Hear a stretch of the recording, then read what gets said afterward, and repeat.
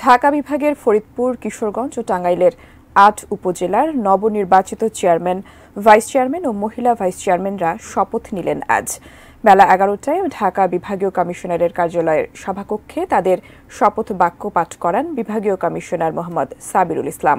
শপথ বাক্য পাঠ শেষে নবনির্বাচিত চেয়ারম্যান ও ভাইস চেয়ারম্যানদের অভিনন্দন জানান তিনি। এ সময় জনগণের সেবক হয়ে কাজ করতে নতুন জনপ্রতিনিধিদের প্রতি আহ্বান জানান ঢাকা বিভাগীয় কমিশনার। শপথ গ্রহণ শেষে টাঙ্গাইল জেলার মির্জাপুরের মহিলা ভাইস চেয়ারম্যান মাহবুবা শাহরিন বলেন, জনগণের জীবনমানের উন্নয়ন করাই তাদের লক্ষ্য। জীবনের শেষ মুহূর্ত পর্যন্ত জনগণের সেবা করে যেতে চান বলেও জানান তিনি। প্রধানমন্ত্রী উনি উন্নয়নের সরকার, উনি আমাদের দেশকে স্মার্ট বাংলাদেশ 2041 সালে উপহার দিবেন।